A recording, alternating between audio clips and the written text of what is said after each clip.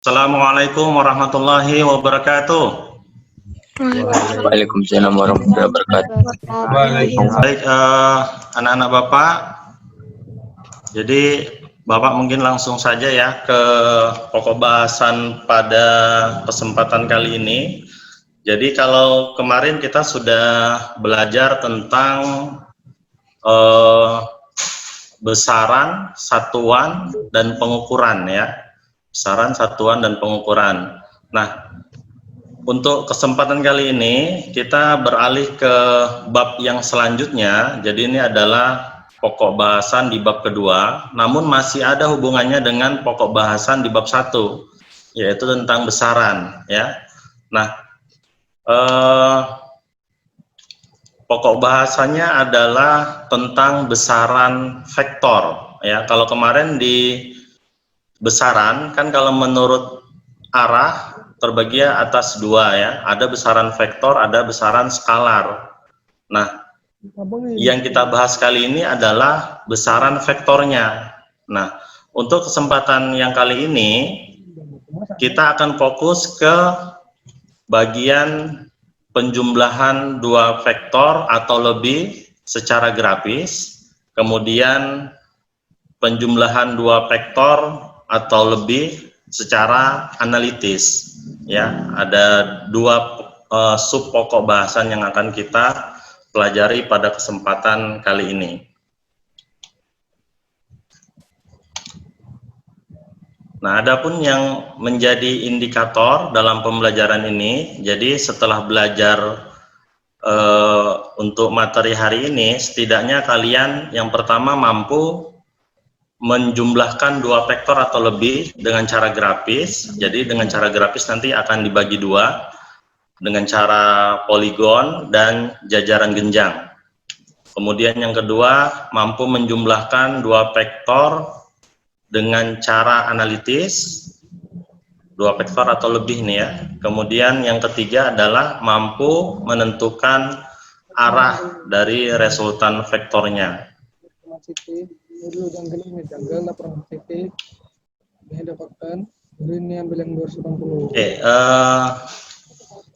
pertama kita bahas dulu apa sih besaran vektor itu ya. Jadi pertama, biasanya dalam penulisan vektor atau dalam penulisan notasi vektor itu beberapa buku atau penulis itu dituliskan, ada banyak versi ya dalam penulisan notasi vektornya. Boleh ditulis dengan huruf kecil, dicetak miring, kemudian ditebalkan. Boleh, seperti ini contohnya. Ya, jadi huruf A-nya itu huruf kecil, kemudian cetak miring, kemudian ditebalkan. Nah, kalau seperti itu hurufnya, maka itu dibaca vektor A. Ya, atau bisa juga huruf kapital yang ditebalkan seperti ini. Nah, huruf A-nya kan tebal nih, huruf kapital ya, maka dibaca vektor A, boleh juga.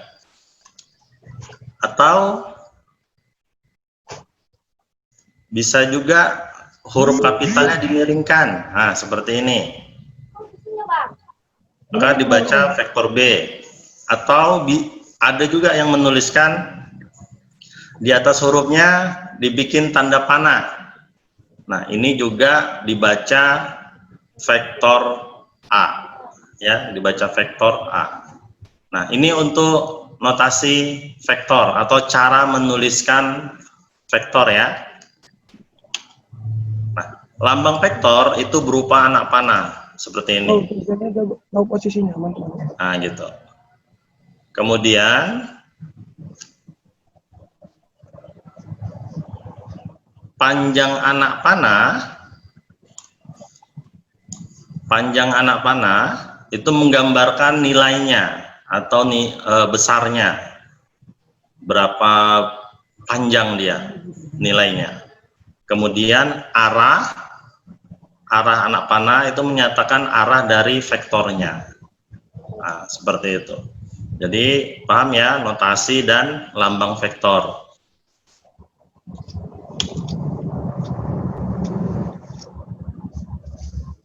Nah, selanjutnya adalah misal nih, nah, tadi kendaraannya kan mula-mula di sini ya, kemudian berpindah ke kiri sejauh 10 meter. Maka kesimpulannya mobil kan berpindah 10 meter ke kiri, gitu kan? Kemudian ini contoh lagi pergerakan kelelawar, misalkan dia terbang, nah, kira-kira sejauh 15 meter terhadap sumbu X ya. Nah, membentuk sudut kira-kira 30 derajat lah gitu. Maka kesimpulannya adalah kelelawar bergerak 15 meter arah 30 derajat dari sumbu X. Nah, intinya besaran vektor itu dia punya nilai dan punya arah gitu. Jadi besaran vektor itu adalah besaran yang mempunyai nilai dan juga memiliki arah. Nah, kalau ada besaran yang hanya mempunyai nilai tapi dia tidak punya arah, maka itu namanya besaran skalar. Ya, jadi ada besaran vektor, ada besaran skalar. Jadi besaran skalar itu contohnya gini. Ada beberapa contohnya Bapak buat perpindahan. Ini contoh besaran vektor ya. Perpindahan. Kalau kita pindahkan, kita butuh arah ya. Misal nih 20 meter ke kanan. Atau kecepatan. Kecepatan itu kan perpindahan dibagi waktu. Ya, perpindahan dibagi waktu. Maka kecepatan itu juga merupakan contoh dari besaran vektor. Ini contohnya kecepatannya 5 meter per sekon ke kanan. Kemudian ada juga percepatan, misalkan. Percepatan itu adalah perubahan kecepatan terhadap waktu. Nah, misal nih percepatannya 10 meter per sekon kuadrat ke kanan. Atau gaya. Gaya juga merupakan contoh dari besaran vektor ya. Gaya itu kan secara matematis massa dikali percepatan ya. Satuannya kilogram meter per sekon kuadrat atau newton biasa. Nah, gaya juga termasuk ke dalam besaran vektor. Atau mungkin momentum. Momentum juga termasuk besaran vektor. Jadi momentum itu secara matematis adalah massa dikali kecepatan. Artinya sebenarnya momentum itu seberapa besar benda itu untuk dihentikan. Jadi makin besar massanya kan makin sulit untuk dihentikan, maka makin besar itu momentumnya. Kalau benda yang bermassa besar bergerak dengan kecepatan tertentu, itu akan jauh lebih sulit dihentikan dibandingkan massanya lebih kecil, kecepatannya sama, kan lebih berat menghentikan yang massanya gede, kecepatannya tertentu lah misalkan. Gitu. Jadi momentum itu adalah massa dikali kecepatan. Nah, ini beberapa contoh dari besaran vektor. Nah, ini contoh-contoh besaran skalar. Jarak. Jarak itu kan nggak butuh arah kita kan. Jarak biasa simbolnya S, satuannya dalam meter. Kelajuan ya. Tadi ada kecepatan, ini ada kelajuan. Berbeda ya di fisika antara kecepatan dengan kelajuan. Kalau kecepatan tadi adalah perpindahan dibagi waktu. Nah, kalau kelajuan itu adalah jarak dibagi waktu. Nah, perpindahan dan jarak itu juga berbeda di dalam fisika. Nanti akan kita bahas di bab yang selanjutnya, yaitu tentang kinematika gerak ya. Nanti kita bahas tentang jarak, perpindahan, kelajuan, dan kecepatan. Kemudian contoh yang berikutnya adalah volume. Volume itu misalkan volume balok nih ya, sisi kali sisi kali sisi. Nah, usaha itu adalah secara matematis gaya dikali dengan perpindahan. Jadi penulisannya F dot S ini ya, dot. Jadi dalam vektor itu, ini kan gaya sebenarnya besaran vektor ya, gaya. Vektor kalau dot ini dibaca dot titik ya, nanti ada cross kali. Jadi kalau dalam aturan vektor itu, kalau vektor dot sama ini jarak ya, jarak ini adalah besaran skalar, maka hasilnya adalah skalar dia. Energi, misalkan energi potensial MGH, itu juga tidak memiliki arah, tidak punya arah dia hanya punya besar aja atau nilai aja. Begitu juga dengan energi kinetik, setengah mp kuadrat, itu juga hanya memiliki besar, tidak memiliki arah. Nah, ini adalah beberapa contoh-contoh dari besaran skalar. Nih ya, jadi punya nilai tapi tidak memiliki arah. Nah, sampai sini masih paham ya? Contoh-contoh besaran vektor dan skalar ya. Nah, selanjutnya adalah penjumlahan vektor. Ini kita bahas yang pertama secara grafis. Jadi secara grafis itu ada dua cara ya. Yang cara pertama adalah dengan metode poligon, yang kedua adalah dengan jajaran genjang.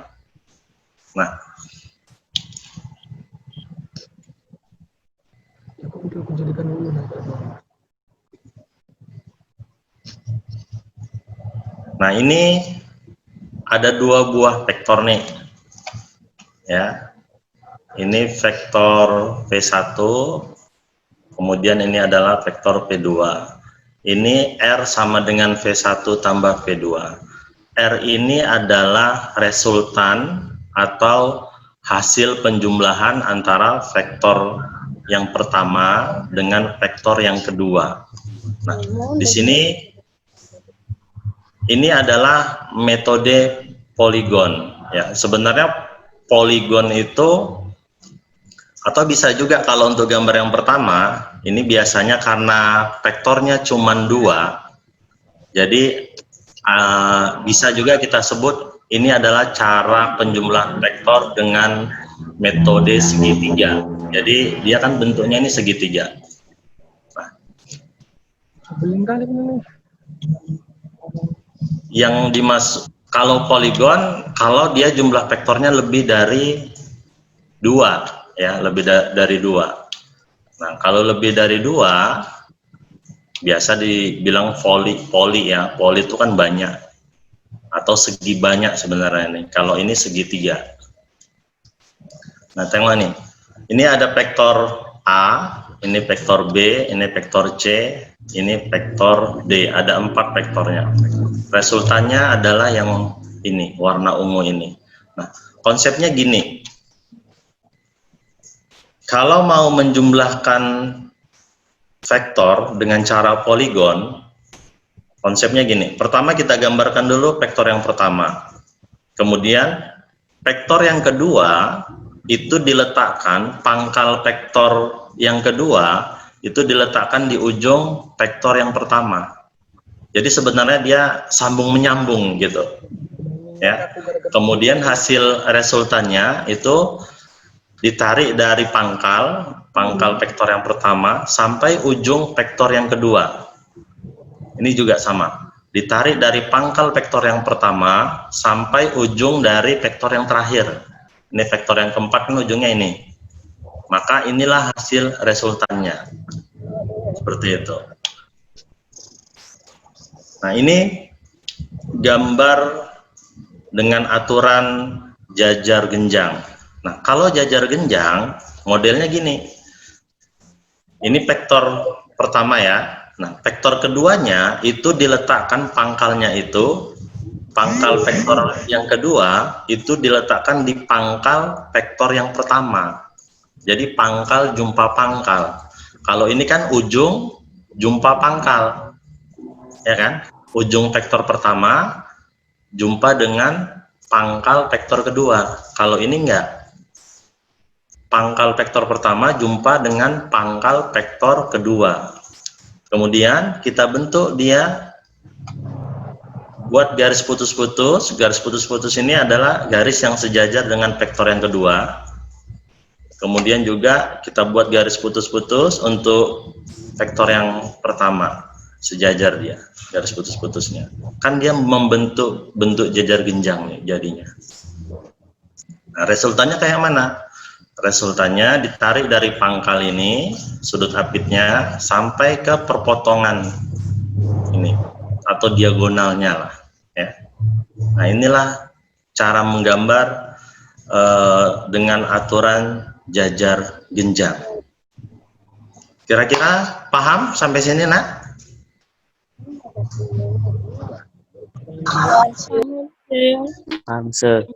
Paham ya? Masih bisa ya? Oke. Nih Bapak kasih contoh lagi nih.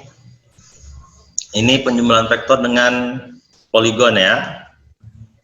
Ini ada 3 buah vektor. Ini vektor A, vektor B, arahnya seperti ini vektor C.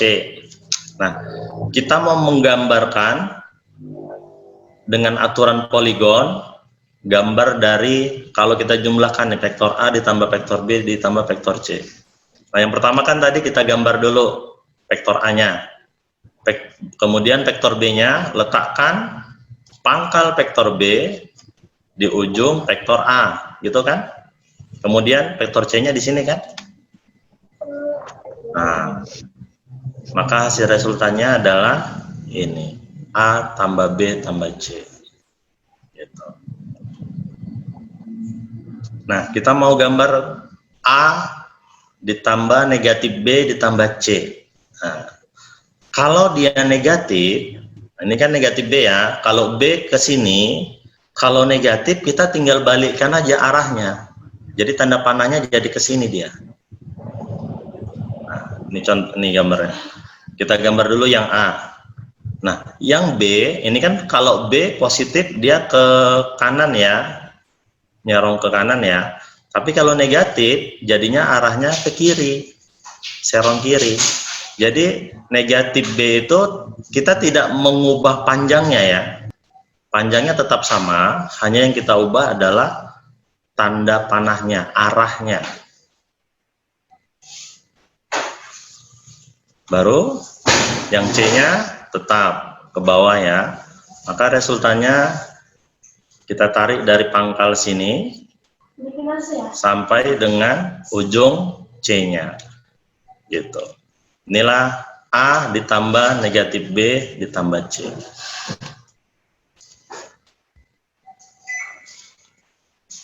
Nah, ini misalkan ini A, maka negatif A-nya ke bawah ya. Kalau kita mau jumlahkan negatif A ditambah B ditambah C, gambarnya kan kira-kira seperti ini dia.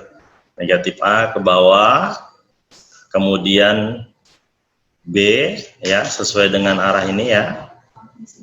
Kemudian C-nya ke bawah. Maka resultannya kita tarik dari pangkal sampai ujung. Gitu. Nah, inilah penjumlahan vektor dengan cara poligon ya. Sambung menyambung aja sih sebenarnya konsepnya. Nah, ini kalau vektornya ada banyak nih. Ada 5. A, B, C, D, E. Nah, coba kalau mau kita gambar ini A ya, ini B-nya sambung menyambung ya, ini C, kemudian D, maka nah, ini E yang terakhir, ini R ini adalah resultannya. Kalau kita perhatikan antara gambar 1 dengan gambar 2, gambar 2 ini adalah D ditambah E, ditambah A, ditambah B, ditambah C. Ternyata resultan vektornya, lihat, ini sama panjangnya dan arahnya. Ini juga yang ketiga nih. Yang ketiga ini C ditambah B, ditambah A, ditambah D, ditambah E. Sama, ternyata panjang resultannya itu sama dengan yang ini, 2 gambar yang ini. Nah, artinya apa? Artinya di sini kan konsepnya berarti konsep matematika kan ada sifatnya namanya sifat komutatif ya. Jadi A tambah B itu sama dengan B ditambah A gitu. Maka ini berlaku di vektor.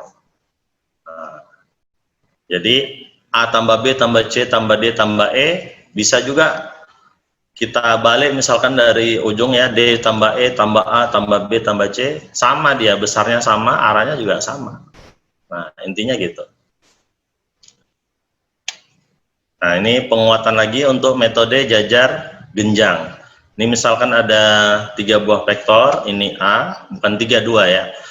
Ini vektor A, ini negatif A-nya ke bawah. Negatifnya kan tinggal memindahkan tanda panahnya aja ke bawah. Ini B ke sini. Kalau mau kita jumlahkan A tambah B, pakai aturan jajar genjang, pertama kita gambar dulu vektor A-nya. Kemudian vektor B-nya kita letakkan di pangkal vektor A. Kemudian buat garis putus-putus yang sejajar dengan vektor A dengan vektor B. Nah, garis putus-putusnya kan udah terbentuk nih jajar genjang, maka hasil resultannya yang ini gitu. Nah, kalau min B ditambah A gimana? Min B ditambah A min A ditambah B, sorry ya, min A ditambah B. Kalau min A berarti min A ke bawah, gambarkanlah ke bawah vektor min A nya. Kemudian B berarti tetap ya arahnya. Nah, baru buat garis putus-putusnya yang sejajar dengan negatif A dan juga B, baru hasil resultannya adalah ditarik dari pangkalnya sampai ke perpotongan garis putus-putusnya atau diagonalnya. Nah, inilah min A ditambah B. Itu tadi secara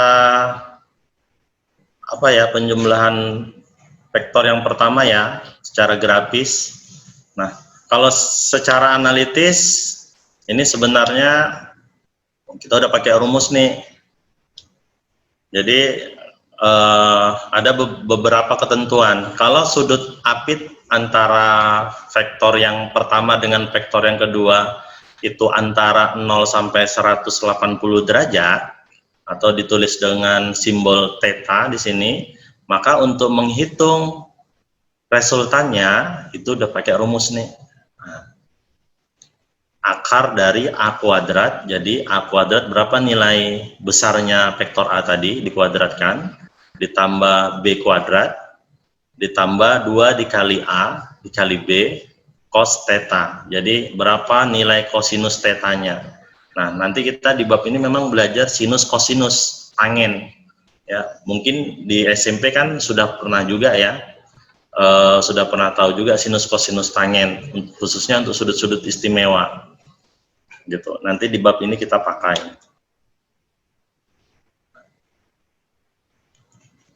Nah, untuk sudut apit kalau sudutnya 90 derajat, maka untuk menghitung resultannya pakai persamaan ini, akar dari A kuadrat ditambah B kuadrat.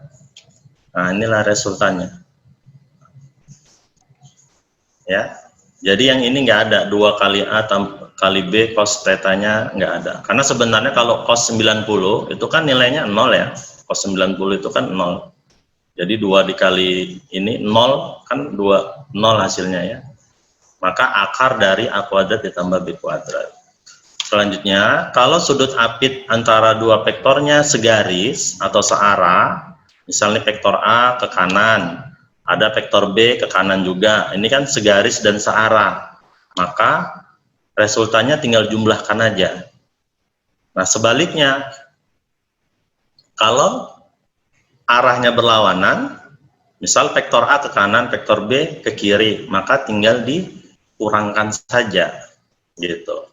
Jadi misalnya resultannya kalau dia segaris dan searah dijumlahkan, kalau berlawanan arah dia dikurangkan, gitu ya. Kalau segaris ya.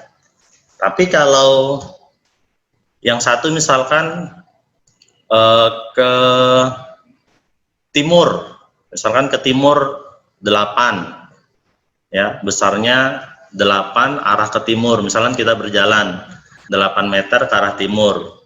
Kemudian setelah itu berjalan lagi 6 meter ke barat. Nah, itu kan sebenarnya membentuk ini ya, sudut siku-siku dia ya, untuk sudut siku-siku. Maka resultannya pakai aturan Pitagoras. Jadi 6 kuadrat ditambah 8 kuadrat, maka resultannya jadi 10 gitu. Nah, ini yang terakhir untuk menentukan arah. Ini Bapak tampilkan aja persamaannya, nanti kita akan bahas di pertemuan yang selanjutnya untuk lebih detailnya lagi. Nah, untuk menentukan arah kita bisa pakai aturan sinus ya.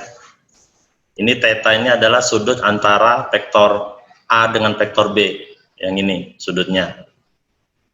Kemudian kalau ini alfa, alfa itu adalah ini. Sudut yang dibentuk antara vektor A dengan R, dengan resultan ini. Itu adalah alfa. Kalau ini besarnya alfa, ini bacanya theta ya. Kalau ini theta, maka sisanya kan alfa dikurang theta. Alfa dikurang theta itu yang ini. Nah, sudut yang dibentuk antara vektor B dengan R itu adalah alfa dikurang theta dikurang alfa dikurang theta ya. Nah, arah vektor R-nya adalah alfa terhadap vektor A gitu. Jadi arahnya itu yang ini. Nah, ini dia arahnya. Kemudian kalau sudut apitnya 90 derajat, maka untuk menentukan arahnya tinggal B per A saja. Berapa besar B-nya dibagi dengan A. Tanggen alfa ya, tanggen alfa sama dengan B per A. Nanti dicari berapa alfanya. Ini pokoknya kita pakai aturan ada sinus, ada kosinus, ada tanggen nanti.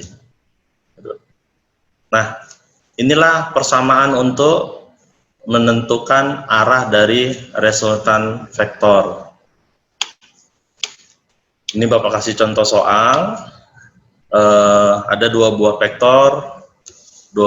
vektor gaya ya, masing-masing 10 Newton, sudutnya 60 derajat. Kira-kira gimana cara ngitung resultannya? Nah, karena sudutnya 60 derajat, berarti kan sudut antara 0 dengan 180 derajat tadi ya. Kita pakai rumus yang panjang tadi. Nah, kalau R sama dengan akar tadi kan. Kalau akarnya dihilangkan kan ini berarti R-nya dikuadratkan.